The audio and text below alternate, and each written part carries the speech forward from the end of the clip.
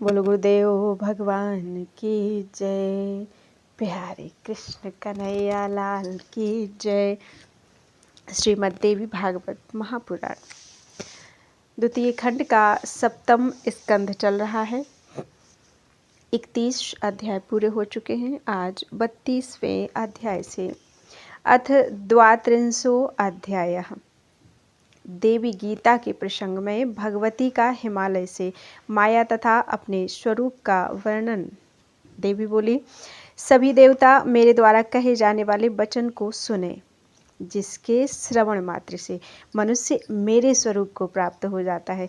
हे पर्वतराज, पूर्व में केवल मैं ही थी और कुछ भी नहीं था। उस समय मेरा रूप सत्य चित्त संबित अर्थात ज्ञान स्वरूप और परब्रह्म नाम वाला था। उसके संबंध में कोई तर्क नहीं किया जा सकता। इदमित्थम रूप से उसका निर्देश नहीं किया जा सकता। उसकी कोई उपमा नहीं है तथा वह विकार रहित है। भगवती की कोई स्वतः सिद्ध शक्ति है जो माया नाम से प्रसिद्ध है। वह शक्ति न सत्य है न असत है, और दोनों में विरोध होने के कारण वह सत असत उभय रूप भी नहीं है। सत असत इन दोनों से विलक्षण वह माया कोई अन्य ही वस्तु है। जैसे अग्नि में उसकी उष्णता सदा रहती है, सूर्य में प्रकाश की किरण रहती है और चंद्रमा में उसकी चंद्रिका विद्यमान रहती है, उसी प्रकार यह माया निश्चित रूप से सदा मेरी सहचरी है। जैसे सुषुप्ति अवस्था में व्यवहार समाप्त हो जाता है, उसी प्रकार प्रलय काल में समस्त जीव काल तथा जीवों के कर्म उन्हीं भगवती में अभेद रूप से विलीन हो जाते हैं। मैं अपनी उसी शक्ति के समायोग से बीज रूप को प्राप्त हुई, अर्थात मुझ में सृष्टि के कर्तृत्व का उदय हुआ। उस माया के अपने आधार रूपी आवरण के कारण मुझ में उसका कुछ दोष आ गया, अर्थात चैतन्य आदि का तिरोधान हो गया। चैतन्य के संबंध से मुझे संसार का निमित्त कारण कहा जाता है और मेरा परिणाम रूप यह सृष्टि प्रपंच मुझसे ही उत्पन्न होता है तथा मुझ में ही विलीन होता है। अतः मुझे समवायी कारण कहा जाता है। कुछ लोग उस शक्ति को तप, कुछ लोग तम तथा दूसरे लोग उसे जड़ ऐसा कहते हैं। इसी प्रकार कुछ लोग उसे ज्ञान, माया, प्रधान, प्रकृति, शक्ति तथा अजा कहते हैं और शैव शास्त्र के मनीषी उसे विमर्श भी कहते हैं। वेद तत्वार्थ को जानने वाले अन्य पुरुष उसे अविद्या कहते हैं। इस प्रकार वेद आदि में उस शक्ति के नानाविध नाम प्रतिपादित हैं।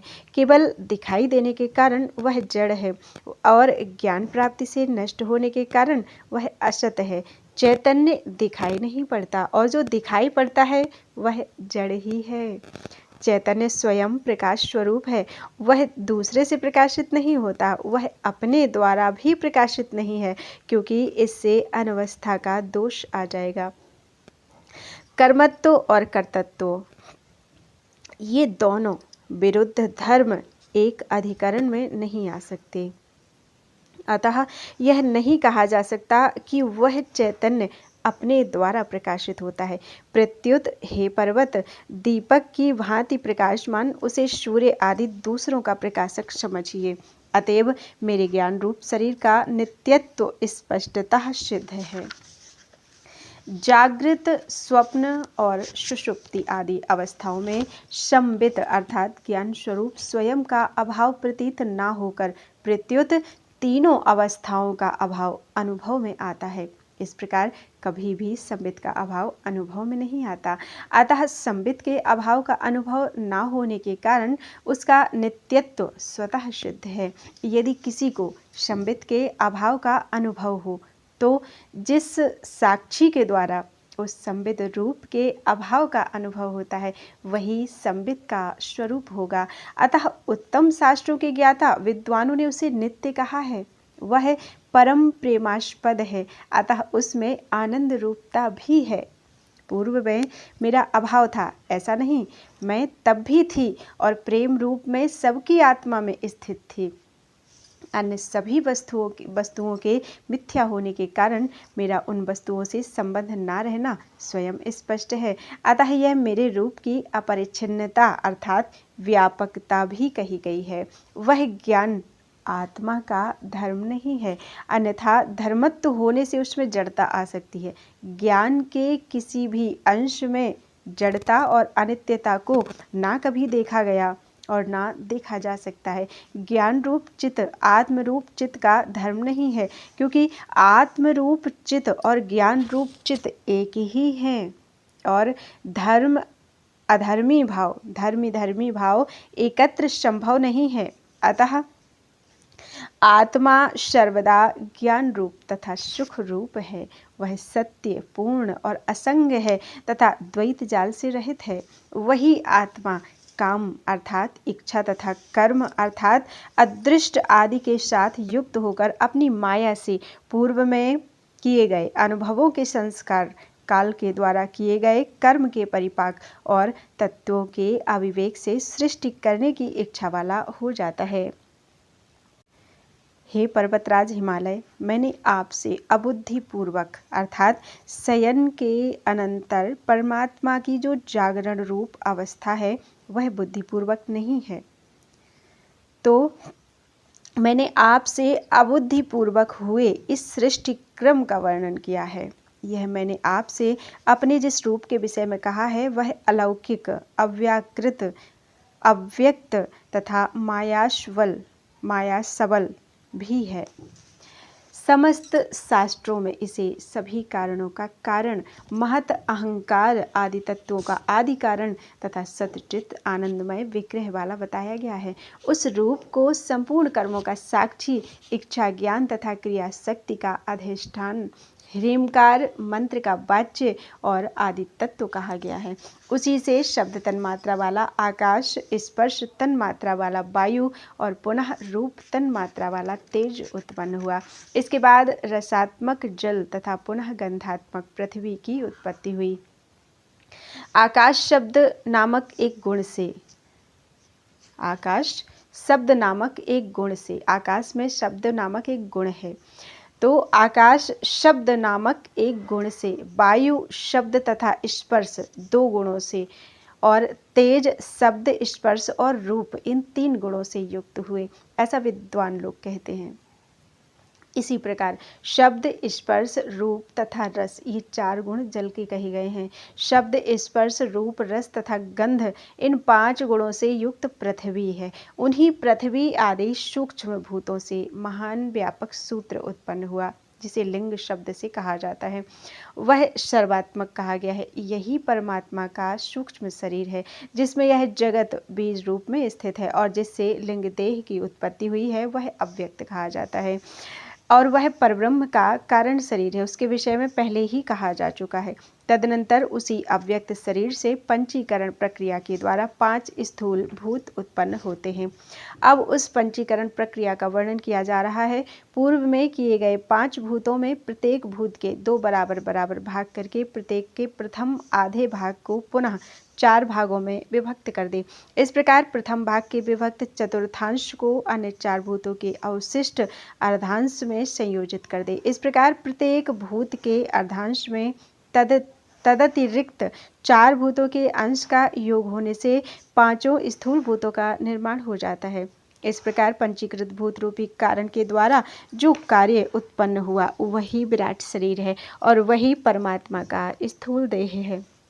हे राजेंद्र, पंचभूतों में स्थित सत्वांशों के परस्पर मिलने से श्रोत्र आदि पांच ज्ञानेंद्रियों तथा एक अंतःकरण की उत्पत्ति हुई, जो वृत्ति भेद से चार प्रकार की अर्थात मन बुद्धि चित्त अहंकार का हो जाता है। जब उसमें संकल्प विकल्प वृत्ति का उदय होता है तब उस अंतःकरण को मन कहा जाता है। जब वह अंतःकरण संशय रहित निश्चयात्मक वृत्ति से युक्त होता है तब उसकी बुद्धि संज्ञा होती है। अनुसंधान अर्थात चिंतन वृत्ति के आने पर वही अंतःकरण चित्त कहा जाता है और अहंकृति वृत्ति से संयुक्त होने पर वही अंतःकरण अहंकार संज्ञक हो जाता है। तदनंतर उन 5 भूतों के राजस अंशों से क्रमशः 5 कर्मेंद्रियां उत्पन्न हुई। प्रत्येक राजस अंशों के मिलने से 5 प्रकार के प्राण उत्पन्न हुए। प्राण हृदय में, अपान गुदा में, समान नाभि में, उदान कंठ में तथा व्यान संपूर्ण शरीर में व्याप्त हुआ। इस प्रकार 5 ज्ञानेंद्रियां, 5 कर्मेंद्रियां, प्राण आदि 5 वायु और बुद्धि सहित मन, इन्हीं 17 अवयवों वाला मेरा सूक्ष्म शरीर है, जिसे लिंग शब्द से भी कहा जाता है। हे राजन, जो प्रकृति कही गई है वह भी 2 भेदों वाली बताई गई है। शुद्ध सत्व प्रधान प्रकृति माया है तथा मलिन सत्व प्रधान प्रकृति अविद्या है। जो प्रकृति अपने आश्रित रहने वाले की रक्षा करती है अर्थात आवरण या व्यामोह नहीं करती, उसे माया कहा जाता है। उस शुद्ध सत्व प्रधान माया में बिंब रूप परमात्मा का जो प्रतिबिंब होता है वही ईश्वर कहा गया है। वह ईश्वर अपने आश्रय अर्थात व्यापक ब्रह्म को जानने वाला, परात्पर सर्वज्ञ, सब कुछ करने वाला तथा समस्त प्राणियों के ऊपर कृपा करने वाला है। हे पर्वतराज हिमालय, मलिन सत्व प्रधान अविद्या में जो परमात्मा का प्रतिबिंब है वही जीव कहा जाता है, और वही जीव अविद्या के द्वारा आनंद अंश का आवरण कर देने के कारण सभी दुखों का आश्रय हो जाता है। माया अविद्या के कारण ईश्वर और जीव, इन दोनों के 3 देह तथा देह त्रय के अभिमान के कारण 3 नाम कहे जाते हैं। ईश्वर और जीव और माया, ये 3 नाम कहे जाते हैं। कारण देहाभिमानी जीव को प्राज्ञ, सूक्ष्म देहाभिमानी को तेजस तथा स्थूल देहाभिमानी को विश्व, इन 3 प्रकार वाला कहा गया है। इस प्रकार ईश्वर भी ईश, सूत्र तथा विराट नामों से कहा गया है। जीव को व्यष्टि रूप तथा परमेश्वर को समष्टि रूप कहा गया है। वे सर्वेश्वर मेरी माया शक्ति से प्रेरित होकर जीवों पर कृपा करने की कामना से विविध भोगों से युक्त विश्वों की सृष्टि करते हैं। हे राजन, मेरी शक्ति के अधीन होकर वे ईश्वर रज्जु में सर्प की भांति मुझ ब्रह्म रूपिणी में नित्य कल्पित हैं। इति श्रीमद्देवी भागवते महापुराणे अष्टादशसहस्रयां संहितायां सप्तम स्कंधे देवी गीतायां देव्या व्यष्टि समष्टि रूप वर्णनम नाम 32 अध्यायः। बोलो वृंदावन बिहारी लाल की जय। अथ 33 अध्यायः। भगवती का अपनी सर्वव्यापकता बताते हुए विराट रूप प्रकट करना, भयभीत देवताओं की स्तुति से प्रसन्न भगवती का पुनः सौम्य रूप धारण करना। देवी बोली, हे हिमालय, यह संपूर्ण चराचर जगत मेरी माया शक्ति से ही उत्पन्न हुआ है। परमार्थ दृष्टि से विचार करने पर वह माया भी मुझसे पृथक नहीं है। व्यवहार दृष्टि से वह विद्या ही माया इस नाम से प्रसिद्ध है। तत्व दृष्टि से भेद संबंध नहीं है, दोनों एक ही तत्व हैं। हे गिरे, मैं संपूर्ण जगत का सृजन कर माया और कर्म आदि के साथ प्राणों को आगे करके उस जगत के भीतर प्रवेश करती हूँ, अन्यथा संसार के सभी क्रियाकलाप कैसे हो पाते। इसी कारण से मैं ऐसा करती हूँ। माया के भेदानुसार मेरे विभिन्न कार्य होते हैं। जिस प्रकार आकाश एक होते हुए भी घटाकाश आदि अनेक नामों से व्यवहृत है, उसी प्रकार मैं एक होती हुई भी उपाधि भेद से भिन्न हूँ। जिस प्रकार उत्तम और निकृष्ट सभी वस्तुओं को सदा प्रकाशित करता हुआ सूर्य कभी भी दूषित नहीं होता, उसी प्रकार मैं कभी उपाधियों के दोषों से लिप्त नहीं होती हूँ। कुछ अज्ञानी मुझ में बुद्धि इत्यादि के कर्तृत्व का आरोप कर मुझे आत्मा तथा कर्म की संज्ञा देते हैं, किंतु विज्ञजन ऐसा नहीं करते। जिस प्रकार घट रूप उपाधि के द्वारा महाकाश का घटाकाश से भेद कल्पित होता है, उसी प्रकार ईश्वर तथा जीव में वास्तविक भेद न होने पर भी अज्ञान रूप उपाधि के द्वारा ही जीव का ईश्वर से भेद माया के द्वारा कल्पित है। जैसे माया के प्रभाव से ही जीव अनेक प्रतीत होते हैं, जो वास्तव में अनेक नहीं हैं, वैसे ही माया के प्रभाव से ईश्वर की भी विविधता का भान होता है, ना कि अपने स्वभाववश। विभिन्न जीवों के देह तथा इंद्रिय के समूह में जैसे भेद की प्रतीति अविद्या के कारण है, वास्तविक नहीं है, उसी प्रकार जीवों में भेद अविद्या के कारण है। इसमें दूसरे को हेतु नहीं बताया गया है। हे धराधर, गुणों अर्थात सत्व, रज तथा तम में उन गुणों के कार्यरूप वासना के भेद से जो भिन्नता की प्रतीति करने वाली है, वही माया एक पदार्थ से दूसरे पदार्थ का में भेद का हेतु है, कोई अन्य कभी नहीं। हे धरणीधर, यह समग्र जगत मुझ में ओतप्रोत है। मैं ईश्वर हूँ, मैं सूत्रात्मा हूँ और मैं ही विराट आत्मा हूँ। मैं ही ब्रह्मा, विष्णु तथा रुद्र हूँ। गौरी, ब्राह्मी और वैष्णवी भी मैं ही हूँ। मैं ही सूर्य हूँ, मैं ही चंद्रमा हूँ और तारे भी मैं ही हूँ। पशु पक्षी आदि भी मेरे ही स्वरूप हैं। चांडाल, तस्कर, व्याध, क्रूर कर्म करने वाला, सत्कर्म करने वाला तथा महान पुरुष, ये सब मैं ही हूँ। स्त्री, पुरुष तथा नपुंसक के रूप में भी मैं ही हूँ, इसमें कोई संशय नहीं है। जो कुछ भी वस्तु जहाँ कहीं भी देखने में या सुनने में आती है, वह चाहे भीतर हो अथवा बाहर, वह चाहे भीतर विद्यमान हो या बाहर कहीं भी विद्यमान हो, उन सब को व्याप्त कर उनमें सर्वदा मैं ही स्थित रहती हूँ। चराचर जगत चराचर कोई भी वस्तु मुझसे रहित नहीं है। यदि मुझसे शून्य कोई वस्तु मान ली जाए तो वह बंध्या पुत्र के समान असंभव है। जिस प्रकार बंध्या को पुत्र नहीं हो सकता, उसी प्रकार कोई भी वस्तु मुझसे रहित नहीं है। जिस प्रकार एक रस्सी ब्रह्मवश सर्प अथवा माला के रूप में प्रतीत होती है, लेकिन वो है नहीं, उसी प्रकार मैं ही ब्रह्मा, विष्णु, महेश आदि रूप से प्रतीत होती हूँ। इसमें कोई संशय नहीं है। अधिष्ठान की सत्ता के अतिरिक्त कल्पित वस्तु की सत्ता नहीं होती। कल्पित वस्तु की सत्ता नहीं होती, उसी प्रतीति अधिष्ठान की सत्ता के कारण होती है। अतः मेरी सत्ता से ही वह जगत सत्तावान है, इसके अतिरिक्त दूसरी बात नहीं हो सकती। हिमालय ने कहा, हे देवेश्वरी, हे देवी, यदि मुझ पर आपकी कृपा हो तो आपने अपने समष्ट्यात्मक विराट रूप का जैसा वर्णन किया है, आपके उसी रूप को मैं देखना चाहता हूँ। व्यास जी बोले, उन हिमालय की यह बात सुनकर विष्णु सहित सभी देवता प्रसन्नचित्त हो गए और उनकी बात का अनुमोदन करते हुए आनंदित हो गए। तदनंतर देवताओं की इच्छा जानकर भक्तों की कामना पूर्ण करने वाली तथा भक्तों के लिए कामधेनु तुल्य भगवती शिवा ने अपना रूप दिखा दिया। वे देवता महादेवी के उस परात पर विराट रूप का दर्शन करने लगे, जिसका मस्तक आकाश है, चंद्रमा और सूर्य जिसके नेत्र हैं, दिशाएं कान हैं और वेद वाणी है। वायु को उस रूप का प्राण कहा गया है, विश्व ही उसका हृदय कहा गया है और पृथ्वी उस रूप की जंघा कही गई है। पाताल उस रूप की नाभि, ज्योतिष चक्र वक्षस्थल और महरलोक ग्रीवा है। जनलोक को उसका मुख कहा गया है, सत्यलोक से नीचे रहने वाला तपोलोक उसका ललाट है। इंद्र आदि उन महेश्वरी के बाहु हैं और शब्द श्रोत्र हैं। नाशत्य और दस्र दोनों अश्विनी कुमार उसकी नासिका हैं। विद्वान लोगों ने गंध को उनकी घ्राणेन्द्रिय कहा है, अग्नि को मुख कहा है, दिन और रात उनके पक्ष में अर्थात बरौनी है।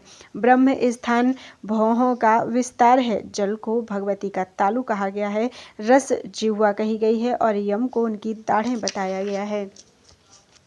स्नेह की कलाएं उस रूप के दांत हैं, माया को उसका हास कहा गया है, सृष्टि उन महेश्वरी का कटाक्षपात है और लज्जा उनका ऊपरी होष्ठ है, लोभ उनका नीचे का ओष्ठ है और अधर्म मार्ग उनका पृष्ठभाग है, जो पृथ्वी लोक में सृष्टा कहे जाते हैं। वे प्रजापति ब्रह्मा उस विराट रूप की जननेन्द्रिय हैं। समुद्र उन देवी महेश्वरी की कुक्षी और पर्वत उनकी अस्थियां हैं, नदियां उनकी नाड़ियां कही गई हैं और वृक्ष उनके केस बताए गए हैं। कुमार, यौवन और बुढ़ापा ये अवस्थाएं उनकी उत्तम गति है। मेघ उनके सिर के केश हैं, प्रातः और सायं दोनों संध्याएं उन ऐश्वर्यमयी देवी के दो वस्त्र हैं।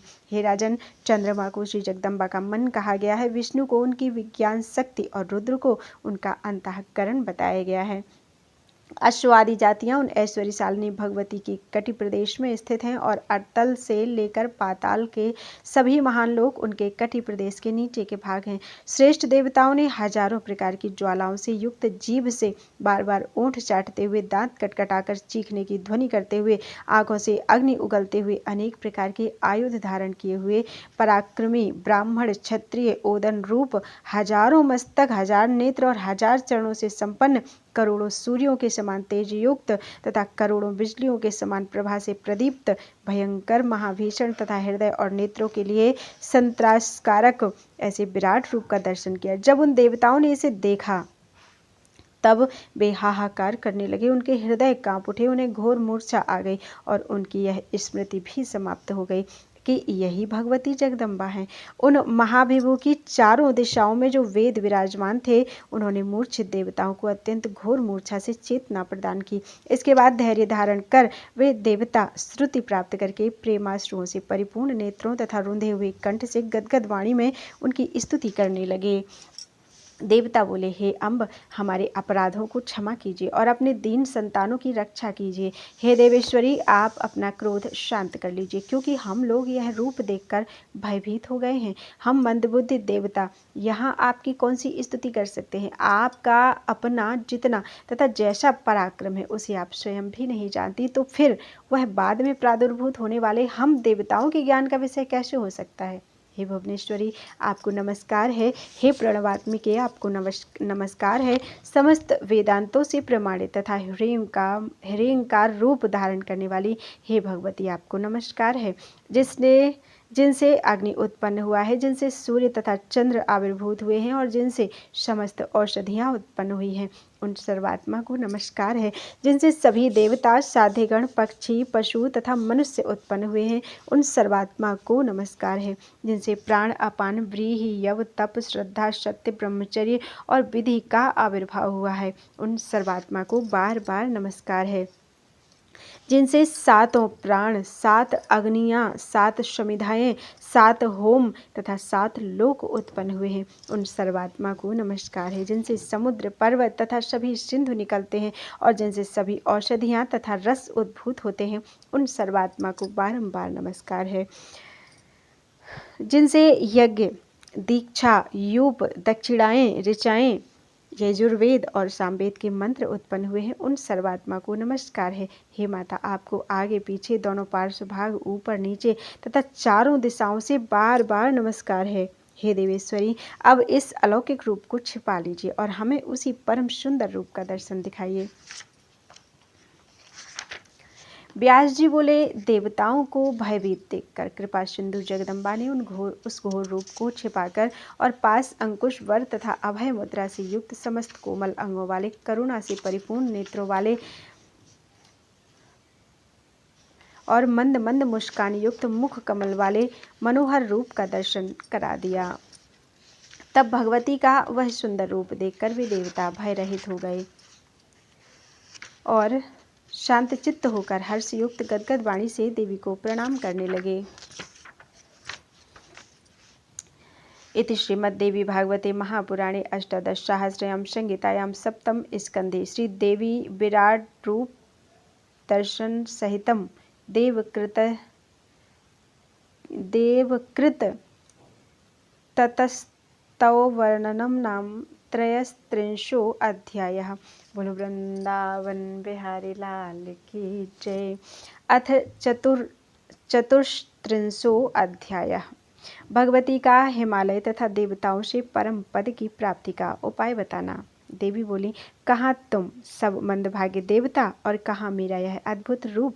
तथापि भक्त वत्सलता के कारण मैंने आप लोगों को ऐसे रूप का दर्शन कराया है। केवल मेरी कृपा को छोड़कर वेदाध्ययन, योग, दान, तपस्या और यज्ञ आदि किन्हीं भी साधन से मेरे उस रूप का दर्शन नहीं किया जा सकता। हे राजेंद्र, अब ब्रह्म विद्या विषयक पूर्व प्रसंग सुनिए। परमात्मा ही उपाधि भेद से जीव संज्ञा प्राप्त करता है और उसमें कर्तृत्व आदि आ जाता है। वह धर्म अधर्म हेतु भूत विविध प्रकार के कर्म करने लगता है। फिर कर्मों के अनुसार अनेक योनियों में जन्म प्राप्त करके वह सुख दुख का भोग करता है। पुनः अपने उन संस्कारों के प्रभाव से वह सदा नानाविध कर्मों में प्रवृत्त रहता है, अनेक प्रकार के शरीर धारण करता है और सुखों तथा दुखों का भोग करता है। घटी यंत्र की भांति इस जीव को कभी भी विश्राम नहीं मिलता। अज्ञान ही उसका कारण है। उसी अज्ञान से कामना और पुनः क्रियाओं का प्रादुर्भाव होता है। अतः अज्ञान के नाश के लिए मनुष्य को निश्चित रूप से प्रयत्न करना चाहिए। अज्ञान का नष्ट हो जाना ही जीवन की सफलता है। अज्ञान के नष्ट हो जाने पर पुरुषार्थ की समाप्ति तथा जीवन मुक्त दशा की उपलब्धि हो जाती है। विद्या ही अज्ञान का नाश करने में पूर्ण समर्थ है। हे गिरे, अज्ञान से ही कर्म होता है, इसलिए कर्म का अज्ञान से विरोध नहीं है। अज्ञान के नाश हो जाने से कर्म और उपासना आदि का अभाव हो जाएगा। प्रत्युत आशारूपी अज्ञान के नाश हो जाने पर कर्म का अभाव हो जाएगा। अनर्थकारी कर्म बार बार होते रहते हैं, उसी से राग, उसी से द्वेष और फिर उसी से महान अनर्थ की उत्पत्ति होती है। अतः मनुष्य को पूर्ण प्रयत्न के साथ ज्ञान का अर्जन करना चाहिए। कुर्वन्नेवेह कर्माणि, इस श्रुति वचन के अनुसार कर्म भी आवश्यक है, साथ ही ज्ञान से ही कैवल्य पद की प्राप्ति संभव है। अतः मोक्ष के लिए कर्म और ज्ञान दोनों का समुच्चय आवश्यक है। साथ ही हितकारक कर्म ज्ञान की सहायता करता है, ऐसा कुछ लोग कहते हैं, किंतु उन दोनों के परस्पर विरोधी होने से वैसा संभव नहीं है। ज्ञान से हृदय ग्रंथि का भेदन होता है और हृदय ग्रंथि में कर्म उत्पन्न होता है। फिर उन दोनों अर्थात ज्ञान और कर्म में परस्पर विरोध भाव होने से वे एक स्थान पर उसी तरह नहीं रह सकते जैसे अंधकार और प्रकाश का एक साथ रहना संभव नहीं है।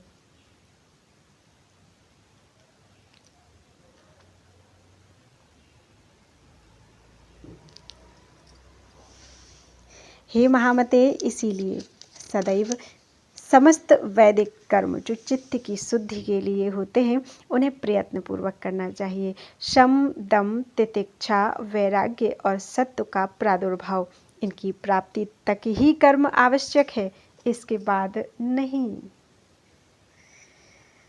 श्री कृष्ण गोविंद।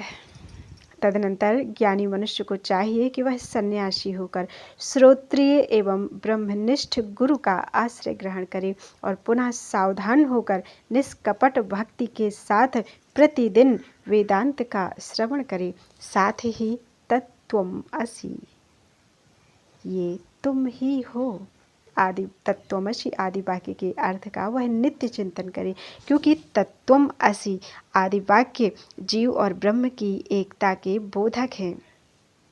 इसको हिंदी में कहेंगे, मेरा मुझ में कुछ नहीं, जो कुछ है सो तेरा, तेरा तुझको अर्पण है, क्या लागे है मेरा। तत्त्वम् असि, ये जो है वो तू ही है। तो तत्त्वमसि आदि वाक्य के अर्थ का वह नित्य चिंतन करे, क्योंकि तत्त्वमसि आदि वाक्य जीव और ब्रह्म की एकता के बोधक हैं। एक का बोध हो जाने पर मनुष्य निर्भय होकर मेरा रूप बन जाता है।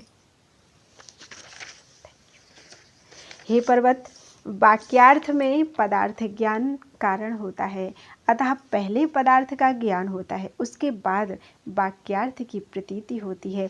हे पर्वत, तत्पद के वाच्यार्थ के रूप में मैं ही कही गई हूँ। त्वम पद का वाच्यार्थ जीव ही है, इसमें कोई संशय नहीं है। विद्वान पुरुष असि पद से तत् और त्वम इन दोनों पदों की एकता बतलाते हैं। इन दोनों पदों के वाच्यार्थ परस्पर विरोधी होने से इन पदार्थों की एकता संभव नहीं है। अतः श्रुति प्रतिपादित इन तत् और त्वम दोनों पदों के वाच्यार्थ में विशेषण रूप से सन्निविष्ट सर्वज्ञत्व और अल्पज्ञत्व धर्म का भाग त्याग लक्षणा के द्वारा त्याग करके केवल चैतन्यांश को ग्रहण करने से उनकी एकता संभव होती है। उनके ऐक्य का इस प्रकार बोध हो जाने पर स्वगत भेद समाप्त होकर अद्वैत बुद्धि का उदय हो जाता है। वह यही देवदत्त है। इस वाक्यार्थ में देवदत्त और तत्पद के अभेद बोध के लिए जैसे लक्षणा आवश्यक है, वैसी ही लक्षणा यहाँ समझनी चाहिए। स्थूल आदि देह में जीव का जो स्वरूपाध्यास है, उसकी निवृत्ति हो जाने पर वह जीव ब्रह्म ही हो जाता है। पंचीकरण से युक्त 5 महाभूतों से रचित यह स्थूल शरीर सभी कर्मों के भोगों का आश्रय है। यह देह वृद्धत्व एवं रोग से संयुक्त होने वाला है। हे पर्वतराज, मायामय होने के कारण ही यह मिथ्याभूत देह सत्य प्रतीत होता है। यह स्थूल शरीर भी मेरी आत्मा की ही उपाधि है। यह जो 5 ज्ञानेंद्रियां, 5 कर्मेंद्रिय, 5 प्राण, मन तथा बुद्धि से युक्त है तथा अपंचीकृत भूतों से उत्पन्न है, उसे विद्वानों ने सूक्ष्म शरीर कहा है। सुख दुख का बोध करने वाला यह सूक्ष्म शरीर आत्मा की दूसरी उपाधि है। हे पर्वतराज, अनादि, अनिर्वचनीय और अज्ञान मूलक जो यह कारण शरीर है, वही आत्मा के तीसरे शरीर के रूप में प्रतीत होता है। तीनों उपाधियों स्थूल, सूक्ष्म तथा कारण शरीर का विलय हो जाने पर केवल परमात्मा ही शेष रह जाता है। इन तीनों देहों के भीतर पंचकोश सदा स्थित रहते हैं। पंचकोश का परित्याग कर देने पर ब्रह्म में प्रतिष्ठा प्राप्त होती है, जो नेति नेति आदि श्रुति वाक्यों के द्वारा संबोधित किया जाता है और जिसे मेरा ही रूप कहा जाता है। यह आत्मा ना कभी उत्पन्न होता है और ना ही कभी मरता है। यह होकर फिर कभी हुआ भी नहीं। यह आत्मा अजन्मा, नित्य, शाश्वत तथा पुरातन है। शरीर के मारे जाने पर भी यह नहीं मारा जाता है। यदि कोई मरने वाला या मारने वाला आत्मा को मारने में समर्थ मानता है, यदि कोई मारने वाला आत्मा को मारने में समर्थ मानता है और यदि कोई मारा जाने वाला व्यक्ति अपने को मरा हुआ मानता है, तो वे दोनों ही आत्मस्वरूप को नहीं जानते, क्योंकि यह आत्मा ना तो मारता है और ना मारा जाता है। यह आत्मा अणु से भी सूक्ष्म है और महान से भी महान है। यह आत्मा परमात्मा इस जीवात्मा के हृदय रूप गुफा में निहित रहने वाला है। संकल्प विकल्प रहित और चिंता मुक्त साधक ही परमात्मा की उस महिमा को परब्रह्म परमेश्वर की कृपा से देख पाता है। जीवात्मा को रथ का स्वामी और शरीर को रथ समझिए, बुद्धि को सारथी और मन को ही लगाम समझिए। विद्वान लोग इंद्रियों को घोड़े, विषयों को उन घोड़ों के विचरने का मार्ग बतलाते हैं और शरीर, इंद्रिय तथा मन, इनके साथ रहने वाले जीवात्मा को भोक्ता कहते हैं। जो मनुष्य सदा अज्ञानी, असंयत चित्त और अपवित्र रहता है, वह उस परम पद को नहीं प्राप्त कर पाता और बार बार संसार में जन्म लेता रहता है। किंतु जो सदा ज्ञानशील, संयत चित्त और पवित्र रहता है, वह तो उस परम पद को प्राप्त कर लेता है, जहाँ से लौटकर पुनः जन्म धारण नहीं करना पड़ता। जो मनुष्य विवेक युक्त, बुद्धि रूप सारथी से संपन्न और मन रूप लगाम को वश में रखने वाला है, वह संसार मार्ग से पार जो मेरा परम पद है, उसे प्राप्त कर लेता है। इस प्रकार वेदांत श्रवण तथा मनन के द्वारा अपने यथार्थ स्वरूप का निश्चय करके बार बार गंभीर चिंतन मनन के द्वारा मुझ परमात्मा स्वरूपणी भगवती की भावना करनी चाहिए। मंत्र और अर्थ के स्वरूप के सम्यक ध्यान के लिए सर्वप्रथम योगाभ्यास में प्रतिष्ठित होकर देवी प्रणव नामक मंत्र के तीनों अक्षरों की अपने भीतर भावना करनी चाहिए। हाकार स्थूल देह, राकार सूक्ष्म देह और ईकार कारण देह है। ह्रीम यह चतुर्थ रूप स्वयं मैं हूँ। इस प्रकार बुद्धिमान मनुष्य को चाहिए कि समष्टि शरीर में भी क्रमशः तीनों बीजों को समझकर समष्टि और व्यष्टि इन दोनों रूपों की एकता का चिंतन करे। समाधि काल के पूर्व ही आदरपूर्वक इस प्रकार की भावना करके पुनः उसके बाद दोनों नेत्र बंद कर मुझ भगवती जगदीश्वरी का ध्यान करना चाहिए।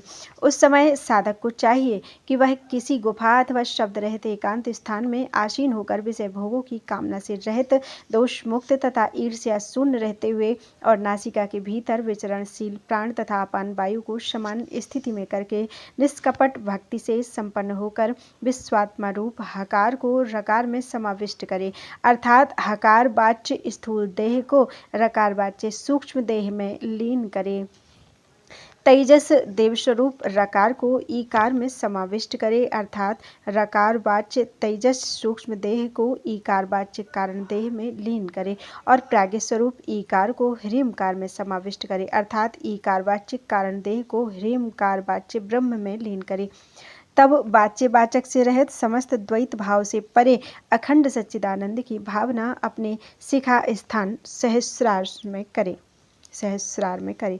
हे राजन, इस प्रकार के ध्यान से श्रेष्ठ पुरुष मेरा साक्षात्कार करके मेरे ही रूप वाला हो जाता है, क्योंकि दोनों में सदा एकता सिद्ध है।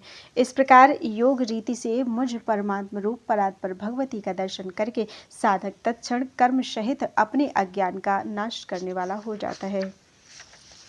इति श्रीमद्देवी भागवते महापुराणे अष्टादशसहस्रयां संहितायां सप्तम स्कंधे देवी गीतायां ज्ञानस्य मोक्ष हेतुत्ववर्णनं नाम चतुर्त्रिंशोऽध्यायः। बोलो वृंदावन बिहारी लाल की जय। अथ पंचत्रिंशोऽध्यायः। भगवती द्वारा यम नियम आसन प्राणायाम प्रत्याहार धारणा तथा कुंडली जागरण की विधि बताना। हिमालय बोले, हे महेश्वरी, अब आप ज्ञान प्रदान करने वाले योग का सांगोपांग वर्णन कीजिए, जिसकी साधना से मैं तत्व दर्शन की प्राप्ति के योग्य हो जाऊं। देवी बोली, यह योग न आकाश मंडल में है, न पृथ्वी तल पर है, और ना तो रसातल में ही है। योग विद्या के विद्वानों ने जीव और आत्मा के ऐक्य को ही योग कहा है। हे अनघ, उस योग में विघ्न उत्पन्न करने वाले काम, क्रोध, लोभ, मोह, मद और मात्सर्य नामक ये 6 प्रकार के दोष बताए गए हैं। अतः योग के अंगों के द्वारा उन विघ्नों का उच्छेद करके योगियों को योग की प्राप्ति करनी चाहिए। योगियों के लिए योग सिद्धि हेतु यम नियम आसन प्राणायाम प्रत्याहार धारणा ध्यान और समाधि ये 8 अंग बताए गए हैं। अहिंसा, सत्य, अस्तेय, चोरी न करना। अस्तेय मीन्स चोरी न करना। ब्रह्मचर्य, दया, सरलता, क्षमा, धृति, परिमित आहार और शौच, ये 10 प्रकार के यम कहे गए हैं। यम का अर्थ है अहिंसा, सत्य, अस्तेय अर्थात चोरी न करना, ब्रह्मचर्य, दया, सरलता, क्षमा, धृति, परिमित आहार और शौच, ये 10 प्रकार के यम कहे गए हैं। हे पर्वतराज, अब नियम के भाग सुनिए। तप, संतोष, आस्तिकता, दान, देव पूजन, शास्त्र सिद्धांतों का श्रवण, लज्जा, सद्बुद्धि, जप और हवन, ये 10 नियम मेरे द्वारा कहे गए हैं। पद्मासन, स्वस्तिकासन, भद्रासन, वज्रासन और वीरासन, क्रमशः ये 5 आसन बतलाए गए हैं। दोनों पैरों के दोनों शुभ तलवों को सम्यक रूप से जंघों पर रखकर पीठ की ओर से हाथों को ले जाकर दाहिने हाथ से दाहिने पैर के अंगूठे को और बाएं हाथ से बाएं पैर के अंगूठे को पकड़े। योगियों के हृदय में प्रसन्नता उत्पन्न करने वाला यह पद्मासन कहा जाता है। जांघ और घुटने के बीच में पैर के दोनों सुंदर तलवों को अच्छी तरह करके योगी को शरीर सीधा कर बैठना चाहिए। इसे स्वस्तिकासन कहा जाता है। सीवनी के दोनों ओर दोनों एड़ियों को अंडकोश के नीचे अच्छी तरह रखकर दोनों पैरों को हाथों से पकड़कर बैठना चाहिए। योगियों के द्वारा सम्यक पूजित यह आसन भद्रासन कहा गया है। दोनों पैरों को क्रमशः दोनों जांघों पर रखकर दोनों घुटनों के निचले भाग में सीधी अंगुली वाले दोनों हाथ स्थापित करके बैठने को अत्युत्तम वज्रासन कहा गया है। एक पैर को नीचे करके उसके ऊपर दूसरे पैर का जंघा रखकर योगी को शरीर सीधा करके बैठना चाहिए। यह वीरासन कहा गया है। योगी 16 बार प्रणव का उच्चारण करने में लगने वाले समय तक एड़ा अर्थात बाईं नासिका से बाहर की वायु को खींचे। पूरक, इसे पूरक बोलते हैं। पुनः इस पूरित वायु को 64 बार प्रणव के उच्चारण समय तक सुषुम्ना के मध्य रोके रहे। इसे कुंभक कहेंगे। जितनी देर रोकना है उसे कुंभक कहेंगे। और इसके बाद योगविद को चाहिए कि 32 बार प्रणव के उच्चारण में जितना समय लगे, प्रणव का अर्थ है ओमकार, उतने समय में धीरे धीरे पिंगला नाड़ी अर्थात दाई नासिका के द्वारा उस वायु को बाहर करे। इसे कहते हैं रेचक। योग शास्त्र के विद्वान इस पूरी प्रक्रिया को प्राणायाम कहते हैं। इस प्रकार पुनः पुनः अर्थात बार बार बाहर की वायु को लेकर क्रम से पूरक अर्थात पेट में रोकना, उस कुंभक तथा रेचक करके अर्थात छोड़कर से प्राणायाम का अभ्यास मात्रा अर्थात प्रणव के उच्चारण के समय ओमकार की गिनती जो है तो प्रणव के उच्चारण के समय की वृद्धि के अनुसार करना चाहिए। इस प्रकार प्राणायाम पहले 12 बार, तदनंतर 16 बार, इसके बाद क्रमशः उत्तरोत्तर वृद्धि करनी चाहिए, अर्थात बढ़ाते रहना चाहिए।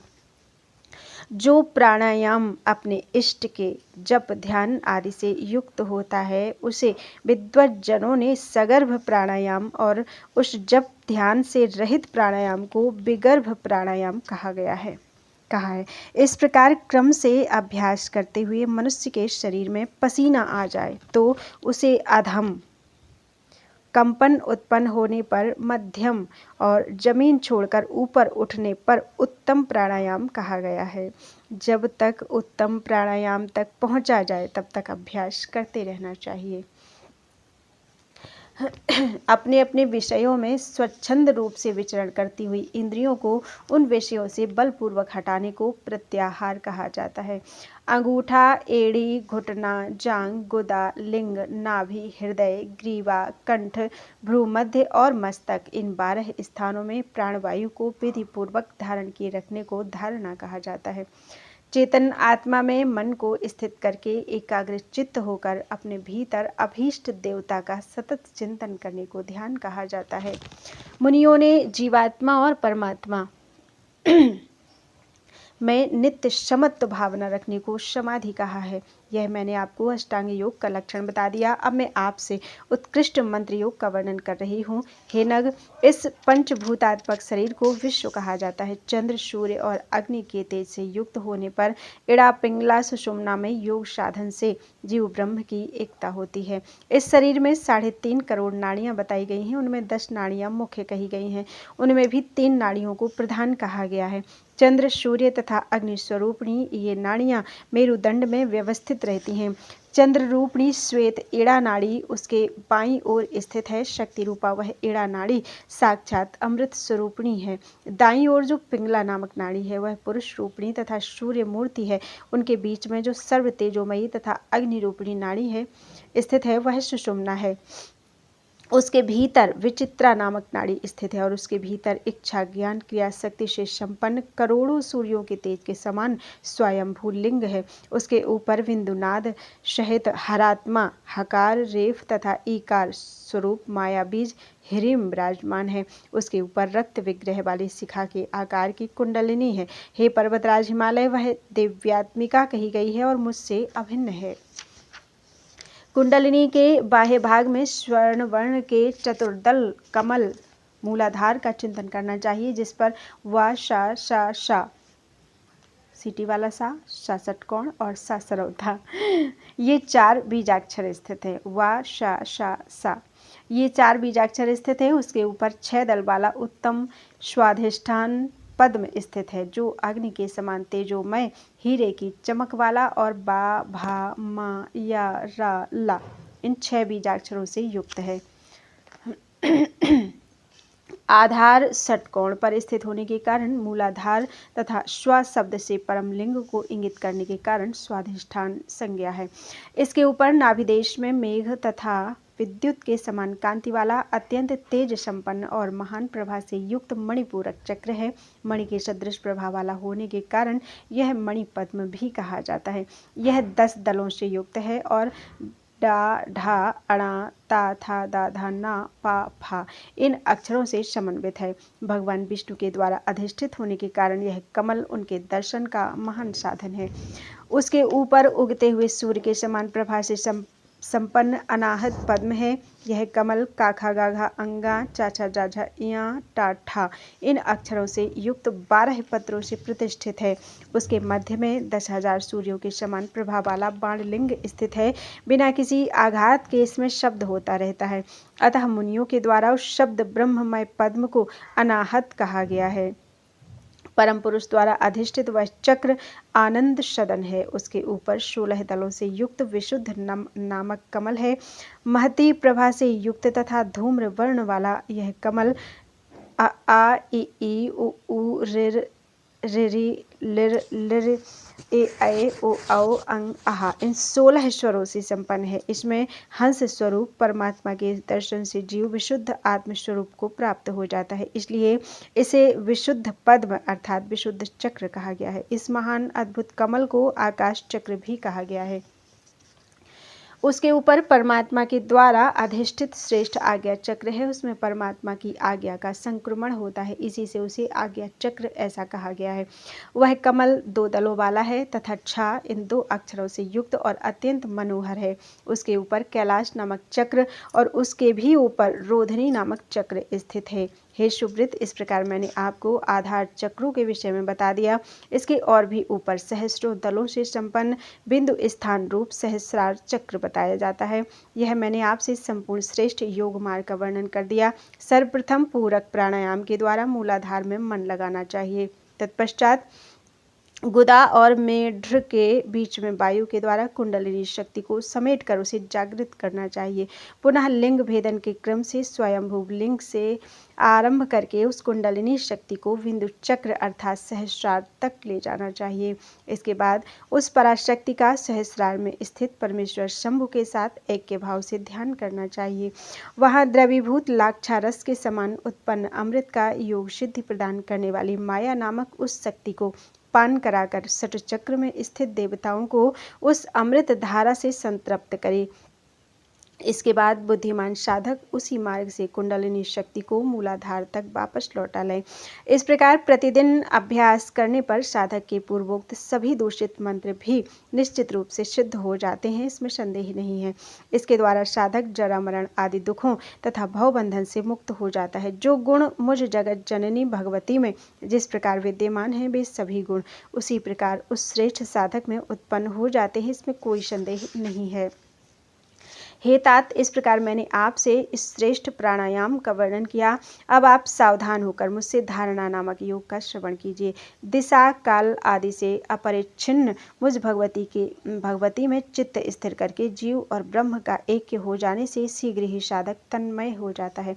और यदि चित्त के मलयुक्त रहने के कारण शीघ्रतापूर्वक सिद्धि प्राप्त न हो तो योगी को चाहिए कि मेरे विग्रह के अंगों में अपना मन स्थित करके निरंतर योग का अभ्यास करता रहे। हे पर्वत, साधक को मेरे कर चरण आदि मधुर अंगों में चित्त को एक एक करके केंद्रित करना चाहिए और इस प्रकार विशुद्ध चित्त होकर उसे मेरे समस्त रूप में मन को स्थिर करना चाहिए।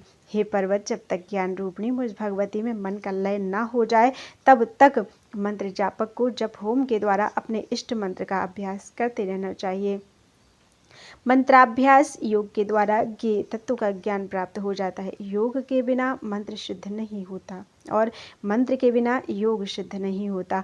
अतः योग और मंत्र इन दोनों का अभ्यास योग ही ब्रह्म सिद्धि का साधन है।